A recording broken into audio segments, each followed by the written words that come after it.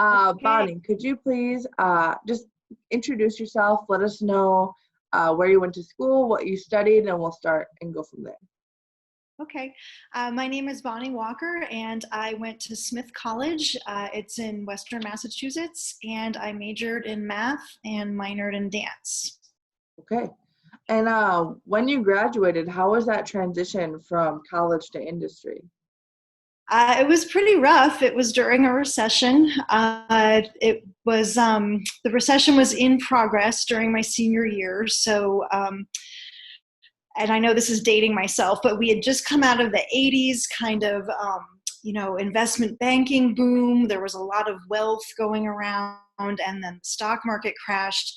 And I was in college as that was happening, and then leading up to the recession. And the recruiting on campus had traditionally been like those big investment banks, the larger corporations that just needed a lot of people power to operate.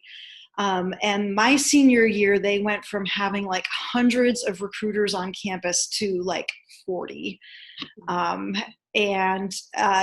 Starting salaries, like when I was looking at college, they were saying, oh, the average average graduate makes 40,000 a year. And I mean, that went down to like 20. I mean, so it was like cut in half. Um, I did a lot of the recruiting interviews anyway. It was all the glossy brochures, the fancy recruiting, and it didn't go that well for me. And I think it was just because it wasn't really the right place for me, but I felt like I had to do it because it was a recession and those were the employers that were coming to campus to recruit us. So at the end of senior year, I had nothing. A friend of mine who was on the debate team and was going to go to law school was all like, I'm the only senior with a future. And I mean, the rest of us just laughed. I mean, we knew we had a future. We just didn't know what it was going to be. And that was scary. But at the last minute, I had decided to start applying to boarding schools, because I majored in math and minored in dance and also was on the debate team. I figured schools might be interested in having somebody with that skill set. So I was looking through the boarding schools, because I kind of needed a place to live. My mom had died between my sophomore and junior year. My dad was living in a really tiny fishing village on the Oregon coast, and it just wasn't realistic for me to go back there for postgraduate anything. So the boarding schools was a way to kind of find a place to live and a job at the same time. And like right before graduation, there's this handwritten sign on the career office door that says, new recruiter, sign up for interviews. And my first thought was, oh, what the heck? What's another reject letter, right? I've got room on the wall. So I signed up and I didn't take it seriously because they were so late. I was like, what is this? They're not even in the recruiting season. We're practically not even on campus anymore. I remember scrutinizing every other cover letter, poring over my resume to make it perfect. And for this interview, I think I pulled a resume out of the recycle bin because I didn't want to waste paper. So, and I just showed up. They said it was casual. You didn't have to worry. So I just showed up. And halfway through the interview, I started like visibly shaking. And they stopped and said, hey, Bonnie, what's wrong? And I said, I'm really sorry, and then I told them about like the rest of recruiting season and what that was like with the glossy brochures, and they didn't even have a brochure and they thought that was funny.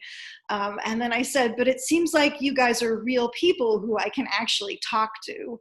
And it turned out the owner of the company was actually doing the recruiting that year. And he said, you know what, we don't need to do the stuffy interview room stuff anymore. Let's just stop and let's go out to lunch. So starving college student, I gladly accepted a free lunch. Yes. And I ended up getting the job. I actually ended up having to go interview in London the day after graduation. I flew out of JFK and went and interviewed with the manager who was in London.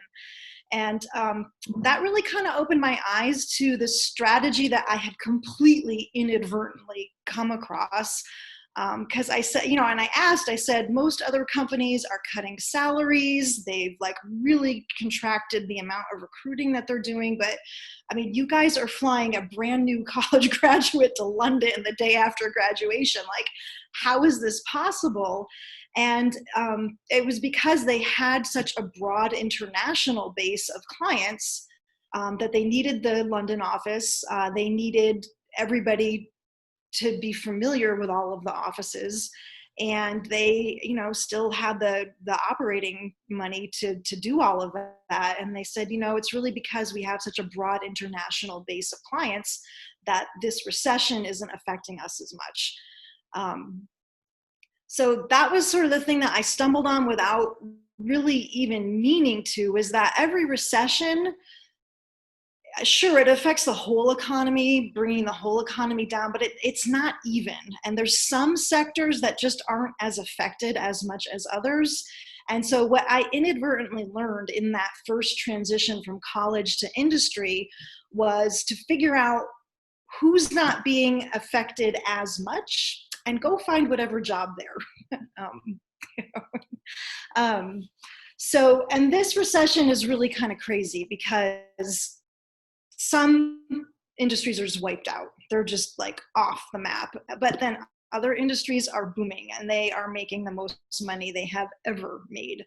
So it's really important now, I think, to do informational interviewing, like figure out which industries are still doing well, which industries have like stepped up to help people during the recession and are providing the tools that people need during the pandemic. And then find the alumni from your school who are in those areas, in those sectors that either haven't been affected or are benefiting from this recession, and just interview with them for information about how your skills can fit into their industry. Because when something is booming, they need people, and they need smart people who've graduated from college and are good problem solvers. So it's not really a specific skill set. They're just going to need people who can think on their feet and solve problems. I feel like you just told me everything I need to know to get through this like pandemic. Wow. So did you end up moving to London? And no, I just needed to interview with okay. So the manager at the time was working out of the London office, so I needed to go interview with him. Okay. I think it was a political move among the company, and I was glad to be the pawn who got to go to London to make the politics smooth over, right? The job was actually in New York, so I moved to New York City, which was big and overwhelming from a girl who was from a tiny fishing village on the Oregon coast. But it was fun, and I'm really glad I did it. That's awesome. So during that time, when you were kind of in that panic mode of looking for a new or a job post grad and all that stuff, how did you deal with that, like mentally and emotionally, and what did your like support look like? Because I want like and the viewers and like college students graduating now to gain some perspective and ideas on how to like take this pandemic and this sort of recession and how to take it day by day.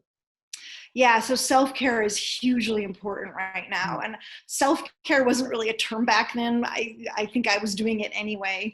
Even though my mom had died, her family was still wanting to help me. So I reached out to my aunts and uncles.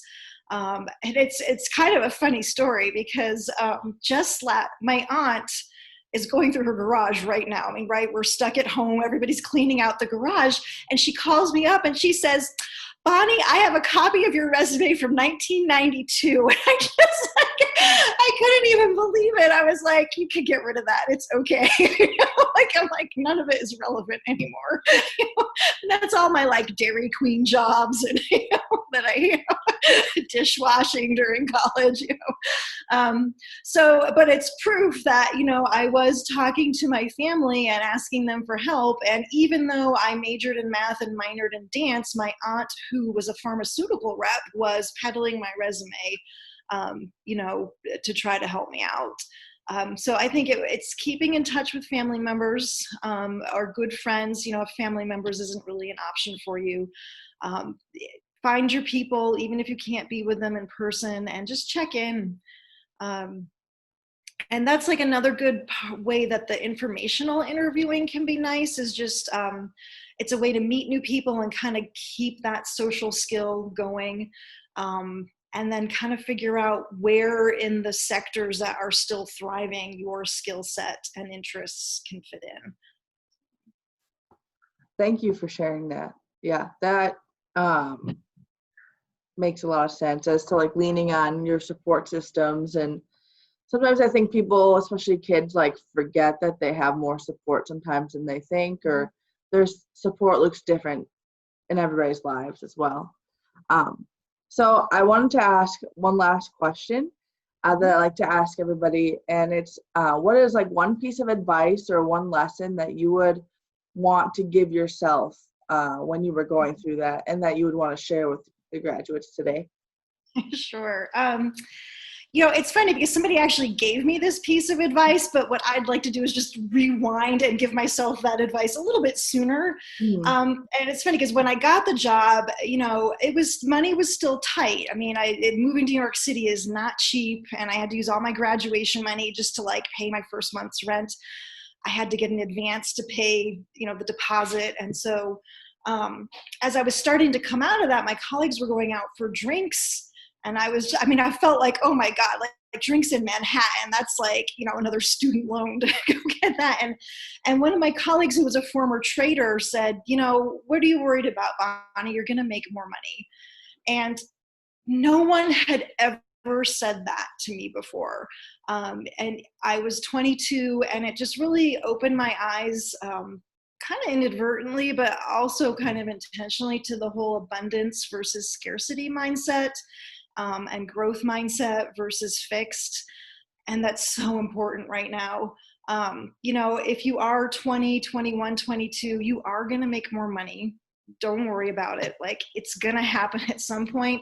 And with that support group that you find, whether it's aunts, uncles, friends, alumni from your school, check in with someone and talk growth mindset. Really, we didn't have these terms back in 1992, but we do now. And there's a ton of information on the internet about just being in that growth mindset, both for your own personal well-being and then also to make you a better candidate to interview.